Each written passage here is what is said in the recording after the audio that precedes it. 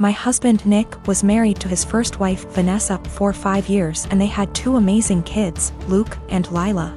Sadly, Vanessa died in an accident 11 years ago when the kids were very young.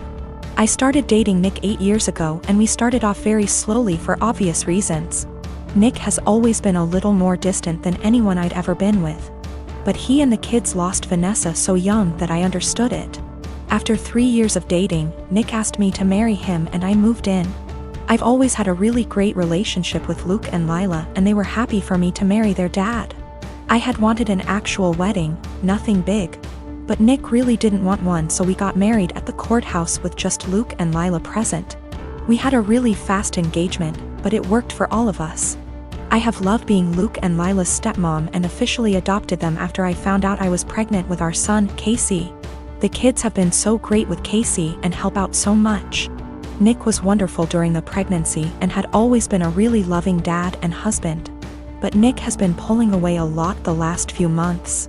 He's been even more distant than usual and working late nights and going away with friends almost every weekend. I've tried talking to him, but he's been impatient with both me and the kids. I found out I was pregnant in June and am now 21 weeks pregnant with a girl. The kids are excited to have a little sister, but Nick just seems so indifferent to everything and everyone. He's been missing soccer games, Lila's birthday, doctor's appointments, etc. Casey is too young to notice, but Luke and Lila are so hurt by their dad's absence. These kids are so good and they lost their mom so young, and I'm infuriated that Nick is ignoring the kids like this. Last week, I finally sat Nick down and told him that he needs to stop disappearing and be more present in our lives. We're going to have another child soon, and before we know it Luke and Lila will be grown up and going to college. After an hour of arguing, he screamed at me that he wished Vanessa was still alive and that I had switched places with her and died instead. He also threw in some awful comments that I need to stop pretending I'm Luke and Lila's real mom and that I'm only half the mom Vanessa was. The final straw was him saying that he never even wanted any kids with me, but did it so I'd keep busy and leave him alone. I'm so beyond hurt right now. I know I'm just his second choice. But I've always tried to honor Vanessa and tell Luke and Lila how lucky they were to have her as their mom. I love all of our kids more than anything, and I'm just so heartbroken. Nick barely pays attention to Casey now and doesn't even acknowledge the pregnancy. He somewhat apologized this weekend and took all 3 kids to lunch, but he won't even look me in the eye. He seems like he wants to talk, but he doesn't say anything, and I'm too upset to even be near him. I'm not sure where to go from here. Honestly, I can't even be around Nick right now, and if there weren't any kids involved, I'd leave and never look back. I'm not sure if he's cheating or the thought of a 4th child is stressing him out. But I'm devastated and not sure how or why I should save this marriage, besides doing it for the kids. My boyfriend and I have been studying together at university, and while he is studying part-time, working part-time and engaging heavily in his amateur acting career, while I am studying full-time and working part-time, we share one subject at uni together. On top of this, he is trying to pick up another hobby while looking after his grandfather who is in his final stages, in a nursing home. As you can imagine, for the past 6 months he has very little time to cut out of his week to spend with me. None, in fact. I have been fine with this for the most part. I have been driving 45 minutes 3+// times a week to get to his house so we can steal a few hours together, but he doesn't have time to spare. This is an inconvenience I can live with. However, he has been asking me to do a lot of other things too. He has frustrated me multiple times with demands that I visit his grandfather, who does not recognize me, for 2 hours, which turns into 4.5 hours, or help him with a family matter, which lasts 5 hours or so. Every time this happens, he promises he will drive me home. And every time he says he doesn't have time anymore and I need to catch the train home, 1 hour plus walking.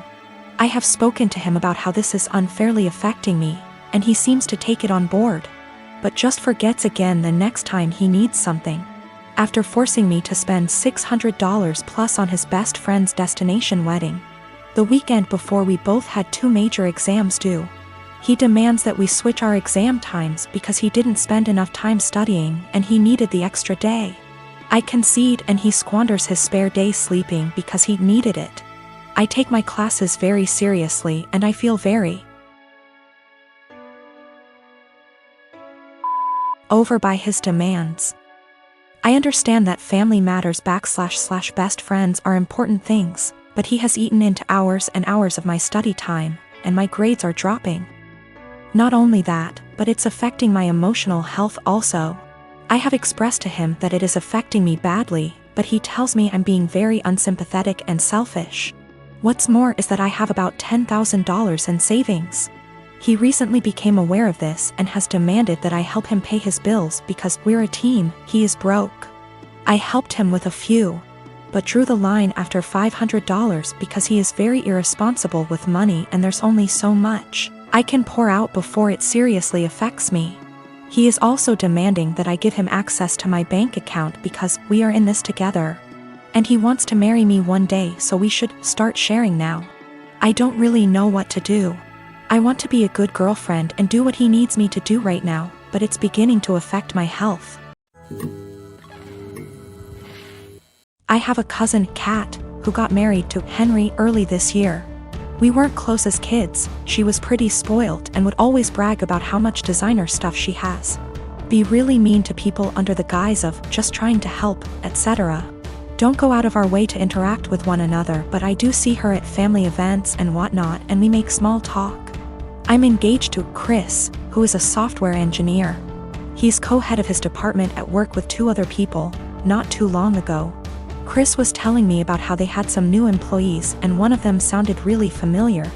He told me the name and I realized it was Kat's husband. Also, he and Henry hadn't met face to face yet. Kat and Henry had a huge wedding.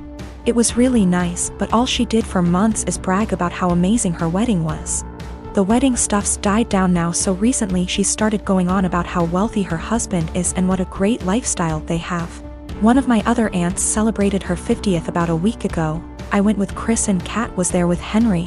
We were chatting and Kat was saying how Henry has a fantastic new job that pays even more than his previous one. Henry chimed in and said that they were already planning to buy a new house. Kat asked what Chris does. I said he was an engineer like Henry and he has a good job too, but I'll admit I left out where he works on purpose. She smiled and nodded, then said it's fine. She understands that I'm embarrassed and want to keep it quiet. So that was pretty much the end of our conversation then. When we were leaving, she pulled me aside and told me to let her and Henry know if we needed help with the wedding. Obviously I knew what she meant and it was just another dig, but I said, "Bye," and left. Literally 2 days later, I get a DM from Kat and she's furious, well, as much as one can be through text. That I didn't tell them that Chris was one of Henry's bosses. Henry was shocked to see him in the office and Chris made a comment, "Tell Kat OP and me don't need help but thanks for offering." Henry's really embarrassed and so's Kat, and she said that we made them look bad on purpose and if she knew, she'd have never made those comments. It was my duty to tell her and Henry. Chris and I had a really good laugh over this, but she sent a text out to the family group chat we have saying how she was blindsided by me. A few others said that what we did was petty and wrong. I am 20 female, have recently moved out of my mother's house for college. I enrolled in scholarship. The other night, my mother wanted her, my younger brother, and I to have dinner together. It's been a while since we've spoken, and I'm afraid this might happen again. We were having a nice night, the dinner was delicious, and honestly, we were all having a good time. Eventually, we got onto the topic of how things were when I was younger. I made the comment on how her behavior when I was younger made me feel like I missed out on a lot of things as a child. She disagrees, and tells me that I'm being dramatic, and that my childhood was perfect. Quote, "I was lucky to have a mom who cared as much as she did. My mother gave birth to me when she was 18. My father walked out when I was young, due to a personal conflict between the two. So, she raised me on her own until I was 7. She met a guy, and they ended up having a kid together, my younger brother. He was a golden child to my mom. His father was only a temporary item, as he left as well, soon after. Although the father of my brother was still visible in his life, I didn't have anyone to look up to as a father figure. Eventually, my mom went through a phase of depression after they separated. She started to care less and less about her children, and more about her parties and men she wanted to sleep with. It ended up getting so bad that by the time I was 10, I was a full-time caretaker of my younger brother. With the exceptions of the weekends he was with his father. I started to cook, clean, do everyone's laundry, and take care of everything outside of the boundaries of my home. From ages 13 to 15 I began missing out and losing good friends because I wasn't able to participate in any activity related to anyone else. I didn't get a car or a phone until I was 18, and even then I wasn't allowed to leave my house. I graduated senior year with flying colors and ended up getting a scholarship to a really good college. I took this opportunity not only to focus on myself, but to also help my mother realize that I was not going to be around forever. When she found out I got the scholarship, she threw a fit and told me I wasn't allowed to leave my responsibilities here at home. I left a week after the conversation. I did make sure that my younger brother was safe with his second guardian at the time. My mother and I talked on some occasions but never really kept contact. We got together, and you know the story. She told me I am an asshole for saying that she never really took care of me or my younger brother. I told her that eventually, she will need to get help and stop victimizing herself. But I'm starting to feel guilty, and that maybe I was dramatic after all. I've officially decided that I no longer need my mother in my life at this point in time. I'm now going to only focus on myself, and working towards a successful career in law. Of course, my mom won't take it well, but it won't really matter to her in the long run. Her children never really mattered to her. I'm going to stay in contact with my younger brother, though. I'm going to make sure that he doesn't possibly go through the same amount of trauma I did.